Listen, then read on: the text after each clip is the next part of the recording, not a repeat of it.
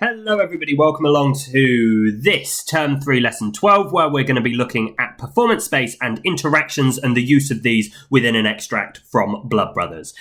Our objectives for today's session are as follows. I'm going to ask you to identify appropriate references for performance space and interactions within a scene and within an exam question. I'm going to ask you to describe how performance space and interactions can be used to build tension within a scene. And then I'm going to ask you to analyse how your chosen references of performance space and interactions for your chosen extract build tension within that extract. So the resources that you are going to need for today are as follows. You're going to need your drama book or note paper and a pen. You are going to need your copy of Blood Brothers. And you are also going to need a copy of the resources that I sent with today's lesson, specifically the PowerPoint resource, and that is so that you can access the 2 pages of Blood Brothers that I have put into that PowerPoint, and you can annotate that electronically, or if you'd rather, you can annotate it in your hard copy of the book, but I'd like you to have the PowerPoint ready, just so we can review the example question together anyway. So I'm going to ask you to pause the video now, get those things ready before we move on.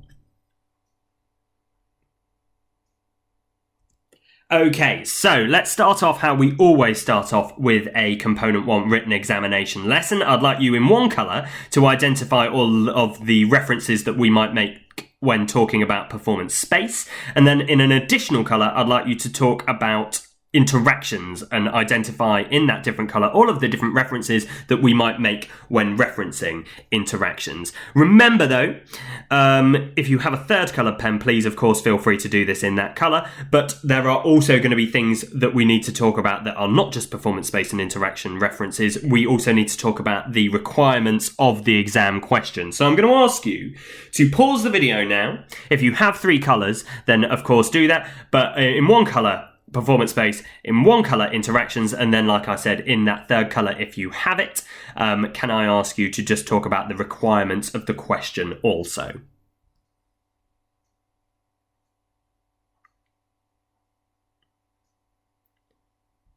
Okay, so on your screen in front of you in the right hand side, you can see that I have populated the box with different things that we might talk about. So for performance space, we might make a reference to stage type. The stage type gives us a lot of indication as to, especially in terms of analysis, you know, there are lots of different reasons why we use lots of different stages, and that might be appropriate for your specific scene. You could talk about the character positioning on stage, but you'd need to make sure that you were using the correct staging terminology. So remember, downstage, left, upstage, right, so on and so forth, and why you're positioning that character there, or a certain set of characters in certain positions. You could talk about the proxemics, which we know means the distance to show the relationship between 2 or more characters.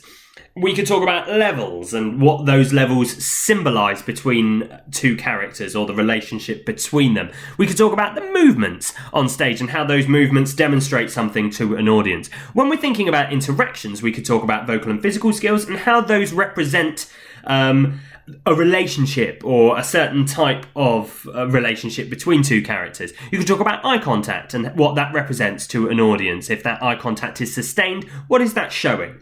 If we talk about physical contact, what does that show about a relationship? We could talk about movement. Again, we could talk about proxemics. There are a couple of things that kind of blend within performance space and interaction. So proxemics would be an example, and movement also. You would need to, and it's not written clearly in the box, but in an exam question, you would need to make sure that you're using quotes, okay? You're using quotes to draw your reader's attention to a specific moment within the extract where you would use performance space and interactions. Now, I haven't written that down in our box today because I'm actually going to ask you to annotate an extract, so you don't need to write out the quotes, but in an exam answer, you would definitely need to do that. For those of you who can remember and remembered this correctly, well done, but we always, in this question, link it back to a word in bold. So let me give you an example. In your Year 10 exam, you answered this question. You are performing the role of Edward. Focus on the shaded part of the extract. Explain how you and the actor playing Mrs. Johnstone might use the performance space and interact with each other to show the audience the emotional relationship, and that emotional relationship is in bold, between the 2 characters. So we've always got to link how we're using our performance space references, our interaction references, to show their emotional relationship, to show the emotional relationship between the two characters. Now, for today's lesson, we're going to look at how we're using it to build tension within a scene. So we're not looking at how we're using performance space and interaction to show an emotional relationship, but to show tension. Within that question, for those of you who were very observant, it said, focus on the shaded part of the extract. If you talk to me about a part that is not within that shaded part, then you cannot, the examiner will not give that reference any marks. It's not you're not hitting the requirements of the question. You also need to clearly describe how you would use specific elements of performance space and or interactions to highlight that word in bold. So today, how you would use performance space and interactions, and describe how you're going to use them, and then link that back to tension. And then it goes back to the analysis. Analyze the effect that your use of space and or interactions has on the audience, what it does to show that word in bold. So again, how it shows the emotional relationship, how it shows that building up of tension within a scene. But there we go. So what I'm going to ask you to do, if you didn't get all of those things written down, just take a moment, pause the video. I haven't put in a pause moment, but you're more than welcome to pause the video now. Add those to your list or to your map before moving on. Okay then, so we are going to take a look at extract, pages 104 to 107. We're going to start with the stage direction, where it says, we see Edward standing behind a table on a platform, and we're going to end with the stage direction as the dim light on the scene begins to dim, or as the light on the scene begins to dim, should I say, we see the narrator watching. And what I'm going to ask you to do, I'd like you to spend no longer than 5 minutes doing this, but I'd just like you to read the scene and note down the following considerations. So I'd like you to read through and identify 3 moments where tension is built in the scene. And then very, very briefly, in note form, in any way you choose to do this, just explain why there is tension at that moment, why you think that is a tense moment, okay, and for each of the moments that you've got. And that really just needs to be highlighting or scribbling down a small quote, and then just a small sentence that comes off that and saying why you chose that moment of tension, why you think it builds tension in that scene. And that's going to come in really, really useful for when we go on to do our annotation task in a few moments' time. So I'd like you to spend no longer than 5 minutes on this task. Come back to the video when you have done so.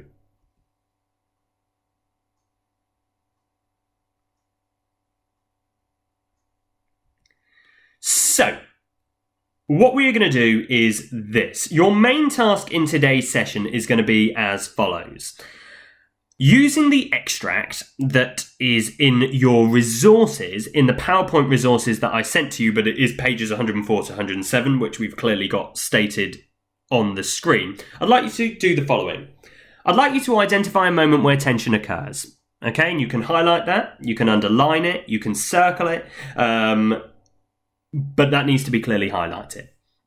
I'd like you then to describe how you would use one of the references which falls under performance space and interactions to demonstrate the tension between 2 or more characters within that scene. And then I'd like you to just analyse how your use of performance space and interaction references demonstrates tension. Okay, so the musts of this task are in the pink box at the bottom. You must select between 3 to 6 moments to review. So a minimum of 3 moments is what I'm looking for. So you've got to have those 3 references which you build upon. And then actually my stretch and challenge task is just either underneath on a separate piece of paper, select a stage type that you would feel is appropriate to that scene, and explain how it builds tension for that extract. So, I'm going to go through an example now with you before I ask you to go off and do this by yourself. So, let's take a look. The example is here. I have, and we've used this extract before looking at lighting, but hopefully this is going to make it even more easier for you today. Or even more easy, should I say. So, I've highlighted and I've put that in my box. I stopped taking the pills. Okay, so let's describe. So describe how I'm going to use performance space and interactions. So Mickey is holding sustained eye contact with Edward. Okay, I've got eye contact, so I've got my interaction point right there, ticking it off.